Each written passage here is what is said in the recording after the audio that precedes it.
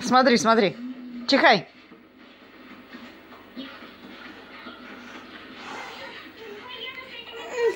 Это не твоя мама, мальчик. А что вообще происходит? Мы должны быть в курсе, что мы с мужем занимаемся оформлением документов. Это наш сын, ясно? Пока не произошел процесс усыновления, мы не имеем права оставить его чужим людям. Данил, ну чихай скорее. Нету, что ли? Куда? Пчи. Такие же, как и он.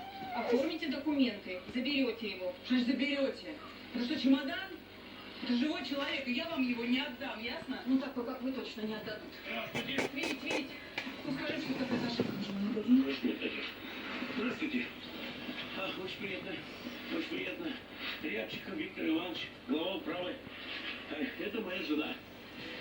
Давайте пройдем в управу и обсудим это наше недоразумение. Вашей жене нервы нужно подлечить. Что вы говорите? И это мы тоже там обсудим. Прошу вас, прошу.